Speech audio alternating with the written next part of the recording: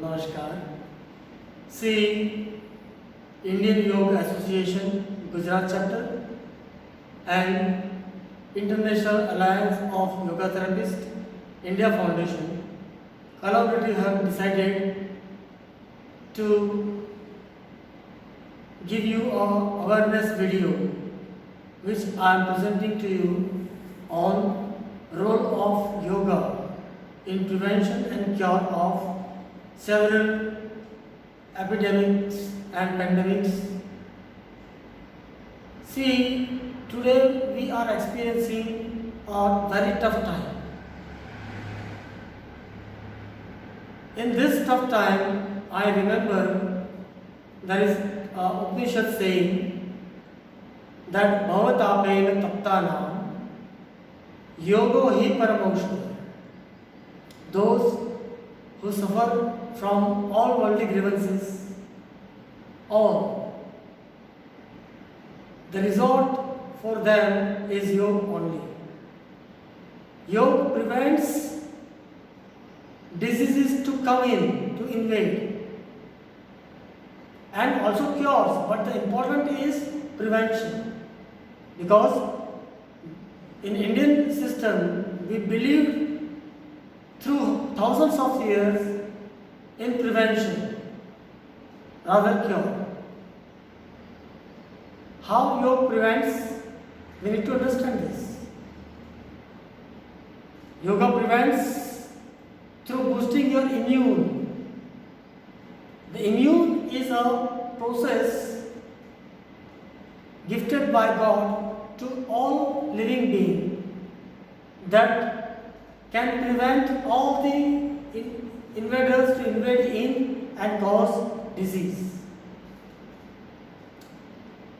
In yogic shatkarmas, we have methods to cleanse the nasopharyngeal passage, the GI tract, the other cavities of the body from where these invaders can invade in. At present pandemic, the invader invades from the nasopharyngeal passage. So for that, the significant practice is Jalaneti. Jalaneti not only cleans but boosts your first line of defense to function at utmost. Right? So at a peak of immune system, God has given us the first line of defense from where 80% of the microbes are trapped and thrown outside. This nasopharyngeal passage contains mucus, right? Through Jalaneti, I will explain you the process also.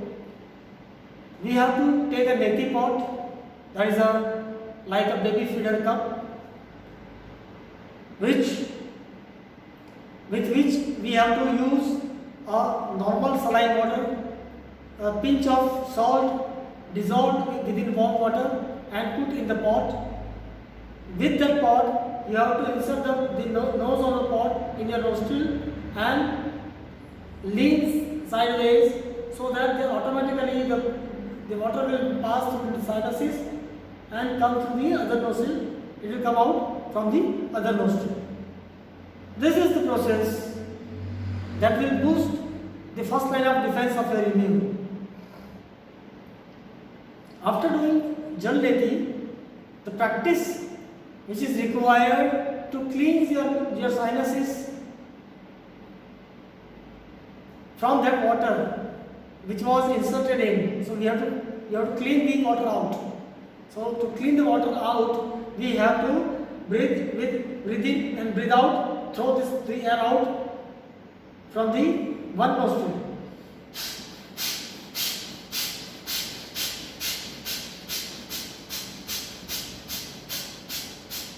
And through the other nostril, same way. This way, you have to breathe out with a throw, right? So you throw out the residue of water within the sinuses. Now there comes the practice of asanas. Asanas, through activating your energy channels within the body, activating your chakras and nadis, will focus your prana to the part which is required to be focused on. If your body recognize that you need more blood circulation or pranic flow towards a particular organ, the asanas allow you to use that power of that chakra or the nadi to boost the circulation towards the required organ. So, in this type of pandemic, Sarvangasana, Halasana, Matsyasana, Ardha Matsyendrasana and Yoga Mudrasana helps a lot. These are the practices of asanas which you need to do prior to initiating pranayama. Then comes pranayama. In pranayama there are two pranayama that helps a lot in prevention from this type of nasopharyngeal invaders invading the inside and causing disease. That is, one is Anulom Vilom and other is Brahmari Pranayama. Anulom Vilom cultivates your nadis to function as per your need.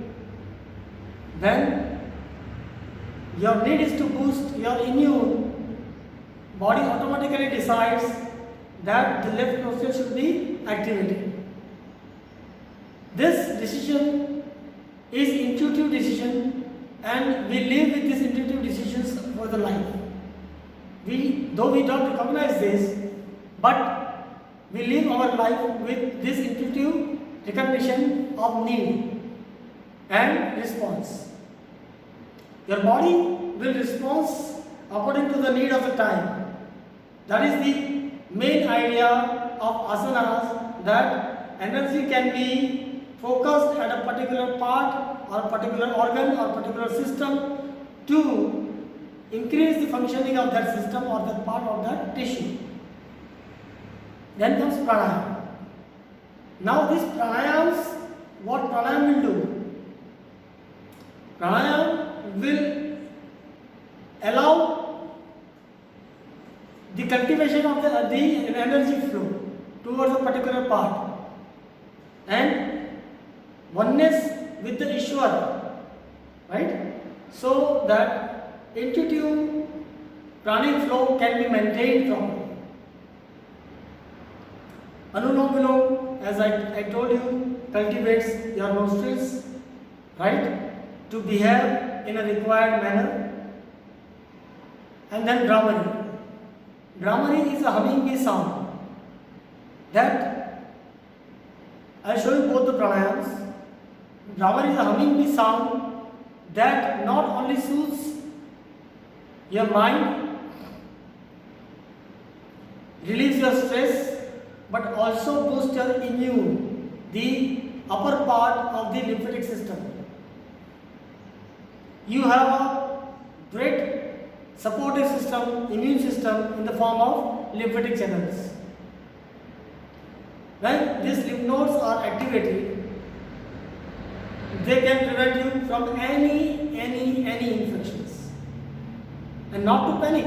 See, stress increases the catabolic hormones, catabolic enzymes, while relaxation and stresslessness increases the anabolic type of hormones and systems and enzymes.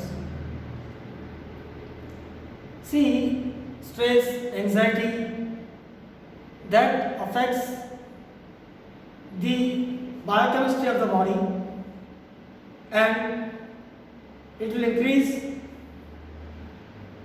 all the degenerative changes. It will not support the immune system to function properly, right? So to support our immune system to function properly, we need to do some relaxation also. So for that we have Shavasana and meditation. Meditation is nothing but to allow your intuitive powers to manifest as per your requirement. See, it is the total highest level of awareness. You cultivate the highest level of awareness when this is called highest level of awareness.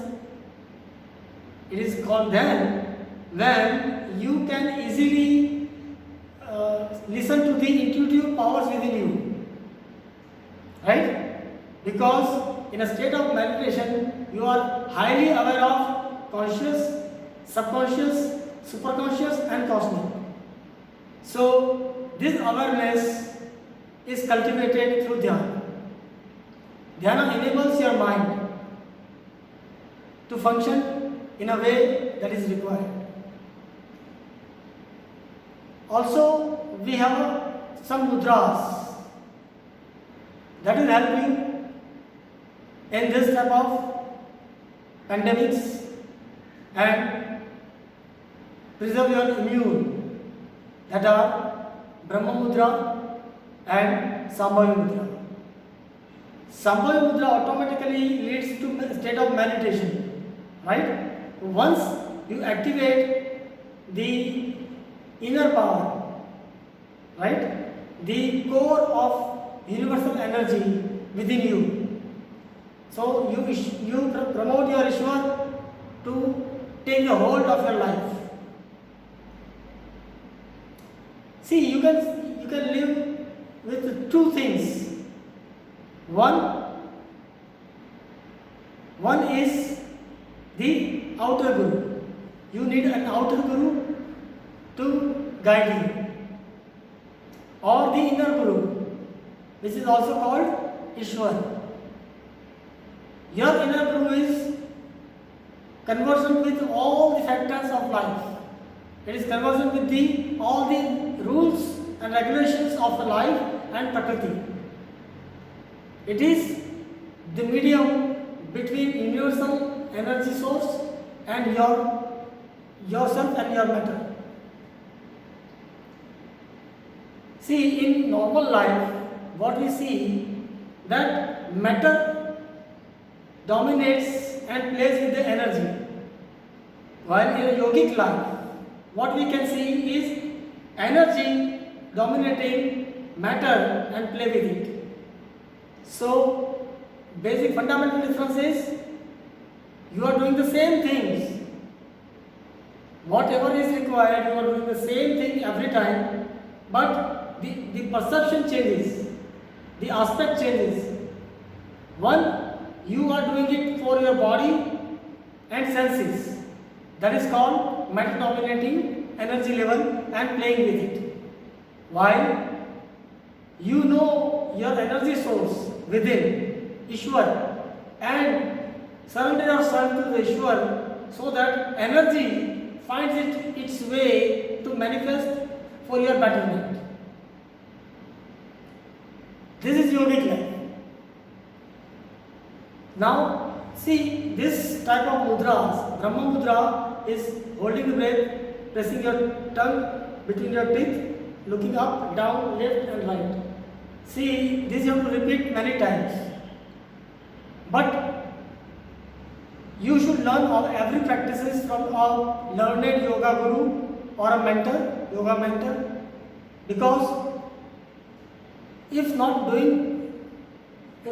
done correctly, then it will not give you that benefit which is required. So to avail maximum benefit out of this, you need to do it, learn from your mentor, yoga mentor or yoga guru or a proper yoga teacher, right? Above all this, I would say that in our Upanishad there is a saying that bhavatapena taptana yogo hi paramaushadha. Those who are suffering from all worldly grievances, all worldly factors like adi, vyadi and upadhi, Three types of sufferings are there. Adi means God made problems. Vyadi means the diseases exist in you.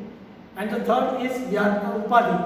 Upadi means man-made problems created by human beings. And you are suffering because of that.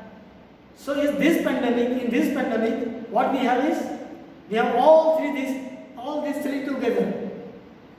We have Adi, Vyadi and Upadi. All these three sufferings are there together. So we have to apply yoga for that. So that saying says that for those who suffer from all the sufferings of the life, yoga only is the resort to them. Yoga only can give you remedy. See, there will be many things researched, invented, like vaccinations will come. Very soon vaccinations will come. The drugs will be found out properly, and scientists are working on that. But before that, what we can do is to apply our own wisdom, ancestral wisdom, which has worked for thousands of years without fail. Right? That has prevented and secured us not to have these pandemics. See, another thing I wanted to tell you, that yoga is not difficult to practice. It is very easy, it is inherent. Every individual is a born yogi. These postures are there within your genes. These pranayamic practices are there within your genes. You just have to reactivate those powers within you. And these powers will lead you to use your energies as per your need and as per your wish. Energy can be utilized if energy predominates. Energy only will decide what to be done and what not to be done. But what we insist on, it is the matter to use the energy for material gains, material benefits, right? And taste, touch, these all senses. We are using our energy to satisfy our senses, right? So it should not be done that way. Let the energy decide what is to be done in your body, in your mind, in your life, in your senses. See, you drink water whenever you feel thirsty, isn't it? You drink water whenever you are thirsty. You eat food when you are hungry. Or you keep eating without hunger. Or you keep drinking without thirst. So all these needs are not from the senses. It is the needs of energy level. It is the need of energy. And if we follow the aparigraha principle, not to have anything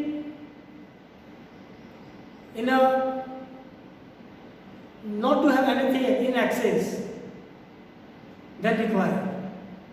We have to have the things managed such a way that we require less spending of energy and conserving the more energy to keep our body and mind energized, functioning as per the need of the time. Right? So what yoga is all about? To live with a proper wisdom that can give you, that can empower you with all the capacities, all the possibilities of life towards greatness, blissfulness and ecstasy. So I wish all the best to all of you, those who have listened to my video, and Please share this video among your friends, groups, so that they also can benefit from the yogic wisdom of India. Namaskar.